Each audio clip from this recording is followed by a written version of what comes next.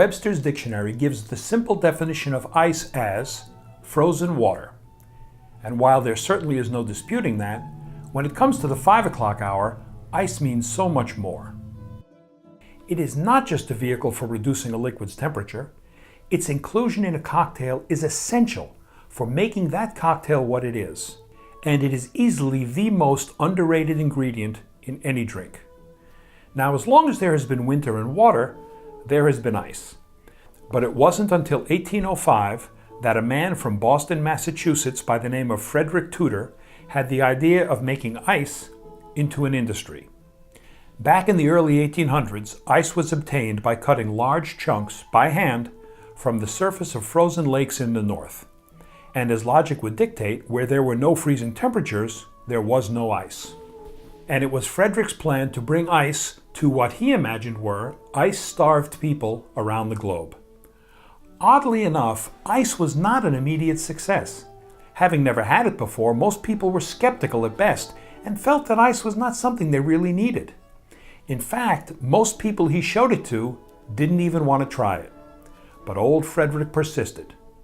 And what better way to attract a potential buyer than with a free giveaway? And that's just what he did. He gave people their first, shall we say, taste of ice free. And once he got people to try it, they quickly discovered that they couldn't live without it. In 1826, an inventor by the name of Nathaniel Wyeth came up with the idea of using horse-drawn plows to cut the large 300-pound blocks of ice. This greatly increased productivity. And in 1833, Frederick Tudor shipped some 120 tons of ice to Calcutta, and his reputation as the Ice King was, forgive me, frozen in time. By 1847, almost 52,000 tons of ice was shipped throughout the United States alone.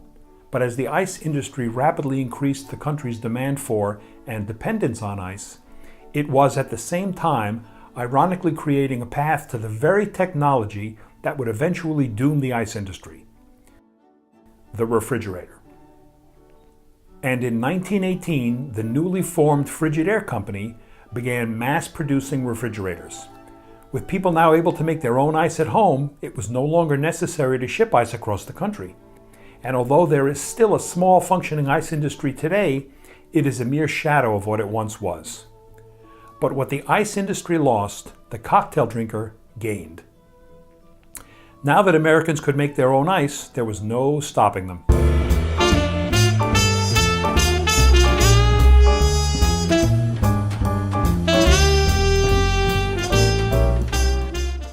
In 1933, a gentleman by the name of Guy Tinkham invented the first flexing stainless steel all-metal ice tray that was called the McCord ice tray. And in 1949, Edward Roberts invented the first aluminum lever-operated ice cube tray. This kind of tray was more or less the standard for many years to come, and the kind I grew up with. And it rendered a wonderfully good-sized cube, some almost 2 inches square. And if that wasn't marvelous enough, when you arrived at your neighbor's cocktail party, there was always the possibility that your host, when your wife wasn't looking, would slip into your drink an ice cube that was, say, in the shape of a naked lady. It was all very exciting. The ice cube was in its heyday. But then, in 1953, tragedy struck. The automatic ice maker for the home refrigerator was first offered by the Serval Company. And although it took many years for them to die out, the ice cube tray with its wildly entertaining subject matter eventually fell by the wayside. And what people gained in convenience, they lost in quality. Automatic ice makers render small, half-moon-shaped pieces of frozen water, I won't even call them ice, that are unrewarding at best. These frozen lumps usually have a funny smell and taste to them that will inevitably find its way into your cocktail. And they are so full of gases and impurities that they melt almost instantly, adding far too much water to whatever you're drinking. Now, this kind of ice is fine for, say, wrapping in a dish towel and placing on your forehead to help relieve a hangover, but not for a cocktail. I mean, after going to all the trouble to pick out a high-quality gin, a top brand of vermouth, and the freshest lemon you can find, do you really want to add this to your shaker?